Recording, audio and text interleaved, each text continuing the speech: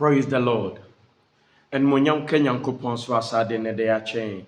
No bi kwan me ekwe devotion. Patro ni di kwan so e bompai. Osro ni asahefo ye do ase. Ye do ase do asensa. And monyam ayeyi ni asedan kan de oda de wo ye man. Ane de obeye. Ye do ase. So ami ehu ne. Ye do ase. Enra sumu tumi no ahoden dead. Medo ase enkenyan a afiri ase na beto aso. Medo ase ogene founder ade ama nkrofo.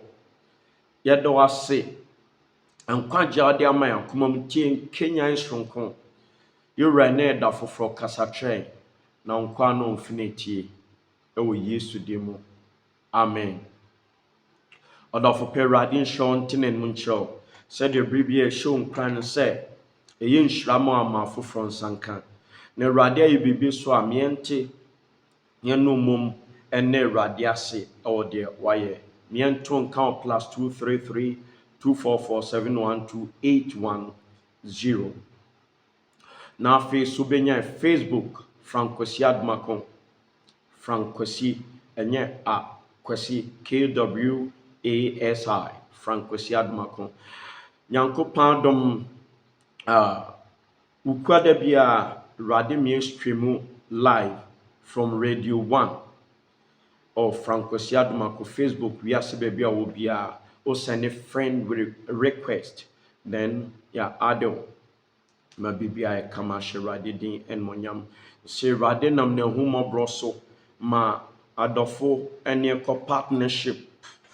Nyanko Pado Meka say heaven bound person of upper East region radio where found ka odiken tria 1 month Nyanko Pado obekoso aye say berry bi anache so wotua Max Empire or upper East Nyanko Pado enchene senka sunyane de aye ready na Nyankopɔn omo afane live ho into dofo bi upper East boko area ho ne ade radio no ho nti omana so tia ukwade Yesu twintwen na so benyan na face YouTube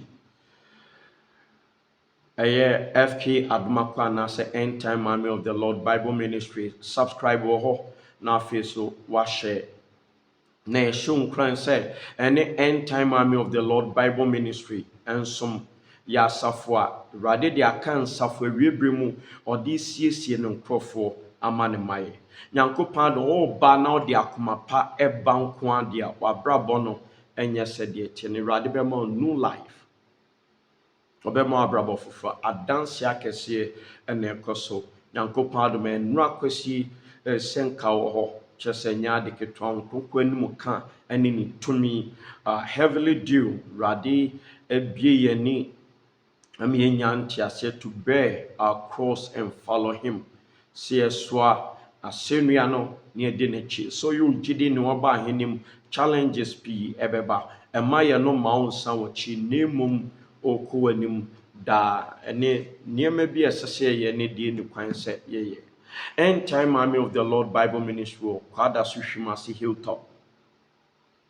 Na di hyiamu aye ukwada bi de yefunu to enyumre fi no numde kona o church premises Nyankopɔn de Awurade asema tumi ene na hoɔden ahyemu ma eba mpaye koso papa nkonua edo ogye ne faunde ma ne nkrofo ene ansum kwada bia kwasiada soso Nyankopɔn adom no tweo de kona wa asori down no twe ne fa mpaye frase sade onkonkon de beko bia na ode ekɔ na ushraye Osubenshra. Oba church premises who do so for line.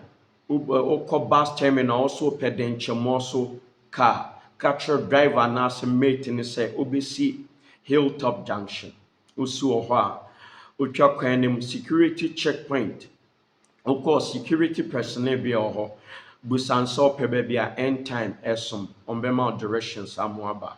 Na wabrabo no enye sede tie ifiada bia obetimi ajoine ene aye vigil wiase baabi a obi a woka opeso ye ye a ebe connect you anaasɛ podcast fiada ɛyɛ Army of the Lord Hour okɔ Podbean ana podcast so na o search a obehu na wa connect wa brabo no ebe yi ewo Yesu di mu ɛne yɛnkɔ partnership Awurade de ahyɛ mu sɛ 16 regions ni nyina mu sɛ ɛnya radio station baabi Nyankopɔn adom sɛ ɔde efiri ase Kumase ɛde 2 regions ɛyɛ mɛka sɛ ɛyɛ Bono region ɛyɛ Sunyane na ɔde Upper East so abɛka nti guso ɛyɛ 16 regions 3 aba aka the other 13 regions obetuma fa region bi ho ka ne Nyankopɔn asɛm anaasɛ information center bi ɛbɛn na ɔma fa ne live ɛwɔ hɔ na kyesɛ asɛm no Awurade nam so ɛde a transform lives ɛyɛ asɛm a nkonkon tumi ne na hoɔden ahyɛ mu ma Ilbai Ministry anaasɛ End Time Army of the Lord Bible Ministry Awurade nam so raise leaders training up leaders emu adanse yɛnya ɛna meka sɛ ɔba na ɔde akoma pa ba Awurade bɛyɛ oyi but wakoma no eprimu a ɛna Awurade ɔmoa fi sɛ Awurade na anasɛm aka ɔso ɔman no ɔmodoma no fafa na edimeni no makoma de ɛkɔ ekyirikyirikyirikyiri ntuba ɛnyɛ nɛ na ɛbɛyɛ saa ɛna Awurade so aka sɛ wiebre mu saafo no bɛba wo ma wo ho kwan ketewa bi Satan ɔbɛfo akoma ama akoma na sɛe ɔbɛwɔ Awurade fie nso n'asɛm no ɛnyɛ ɔhwee kyerɛ akyirisan ɛne ɔwayɛ akyirisan akoma no ba Awurade asɛm ba then you criticize the word of God na wokutia asɛm no sɛ obebi wakoma mu ama asɛm na yɛ oye no na wokutia asɛm no ɛkyerɛ the sign of backsliding akyirisan ba deɛ ɛdɛɛde no nti me mpaebɔ no sɛ obi bi akyirisan aba na brabɔ mu wɔn kronkron ɛbɛnane efiri hɔ amu abrabɔ no asayi it's all about heaven sɛbɛyɛ a owuo ɛmɛfa mpofiri mu na Awurade nkasa firi mu so kɔ wa wo yɛ deɛ ntene Awurade ma ne mpare me no mienu ɛwɔ Yesu Kristo di mu ne mo me no mienu yɛbɛgyina akodu awie Jesus do bɛgyina akodu ase no ɔna ɔbɛgye no nkwa ɛbrɛ kakra mpatwe yɛkɔ yɛ adesua nim ɛwɔ Hebrews chapter 11 Hebrew nwoma etiri do baako ne nkyikyɛmu baako mienu nsia ɛne aduasa nwɔtwe Hebrews chapter 11 1 2 6 and 38 Now faith is the substance of things hoped for, the evidence of things not seen, for by it the elders obtained a good report. 6 But without faith it is impossible to please him. For he that cometh to God must believe that he is, and that is the rewarder of them that diligently seek him. 38 Of whom the world was not worthy, they wandered in deserts and in mountains and in dens and caves of the earth. Nyankopɔn de brɛ kakra Awurade abie ni ɛfa gyidie ho faith. Ɔsi gyidie yɛ ade a yɛnhunu yɛ nso yɛfiri ase di ho adanse. Sɛ ɔba Kristo mu anaa ɔfa Yesu sɛ ɔkra gye nkwa ɛne Awurade a di aka nyinaa yɛ gyidie a yɛne no ɛde bɛnanteɛ. Ɔsi gyidie no nso ɛyɛ ade a yɛnhunu nso yɛfiri ase di ho adanse. Gyidie no na ɔde bɛka sɛ mewɔ anidasoɔ bi wɔ hɔ mewɔ efie bi a mebɛkɔ mu a yɛamfa nsa ɛna yɛɛ na mmom saa efie no ne yɛfoɔ ɛne ne kyekyerɛfoɔ ɛne Onyankopɔn ɔsoro ne asase yɛfo no yɛde gyidie na ɛka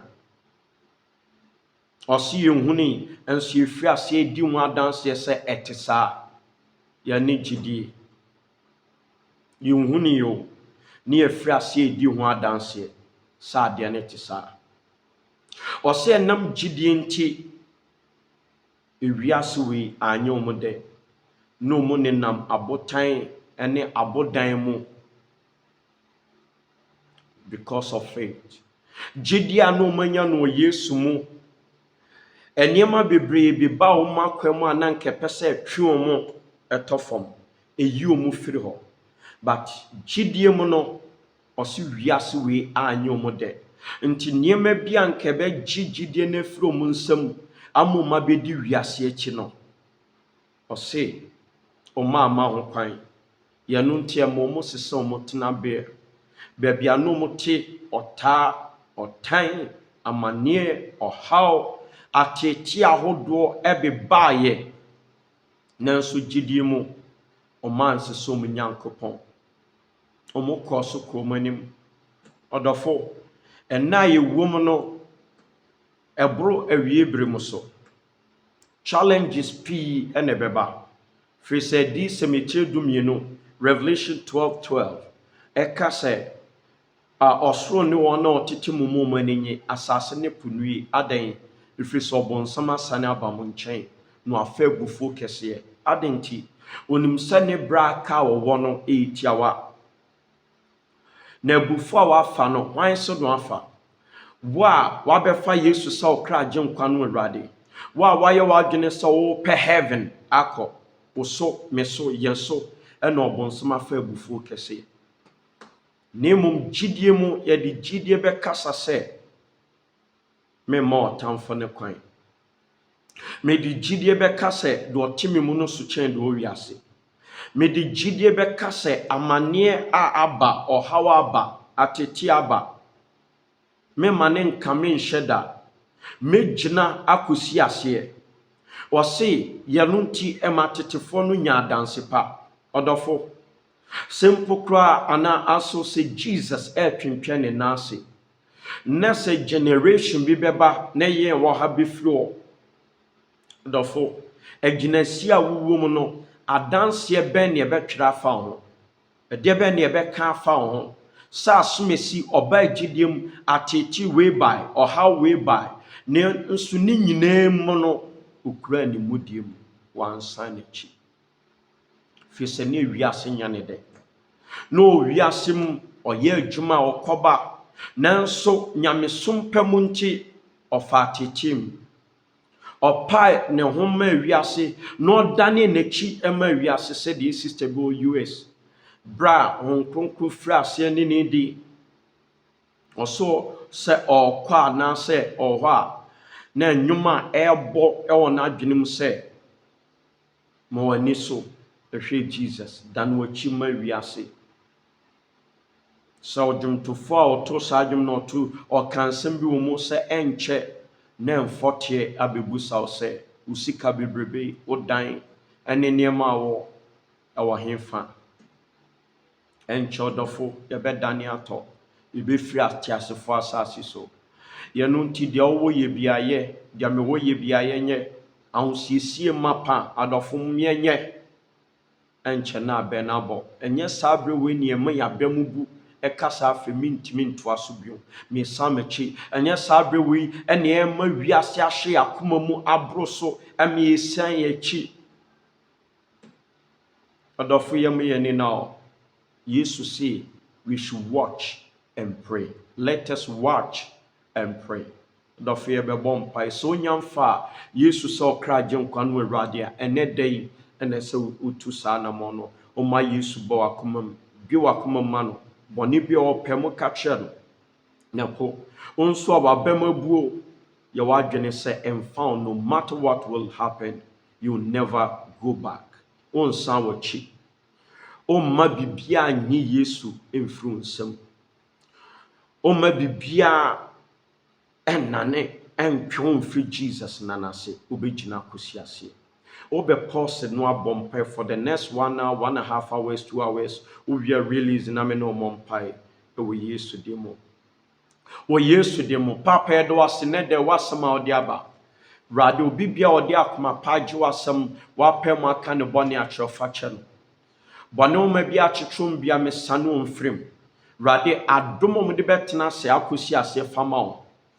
Ebra abɛn na ayɛ krado ɛbɛbɔ ne nya wo nkyɛn mmra. Mebɔ mpae me wura adɔfo egyidifo ma bɛmabu ɛnam amanneɛ baako anaasɛ mmienu bi nti ɔmo gyidie aba fam. Wɔn Kronkron pagya ɔmo nnɛ da de kɔ na twe ɔmo fam wɔn ho ɛnhyɛ wo din animuonyam wɔ Yesu Kristo din mu. Da wo ho adi kyerɛ wo. Mede Yesu mogya kata wɔn so ɛwɔ mo adifire no wɔ fie bɛm. Mede Yesu mogya kata ɔmo n'abusua so. Asafo manyina de ɔno ne Yesu mogya mu. Awurade adom a yɛde bɛgyina ama yɛayɛ heaven ma fa ma yɛ. Meda wo ase so ayɛ. Firi sɛ Yesu din kɛseɛ mu ɛne abisa. Amen. Dɔfo Awurade nhyɛ wo nte n'anim kyerɛ wo. Ɛne nkɔ partnership. Awurade bɛhyira wo ɛwɔ Yesu Kristo din mu. Amen.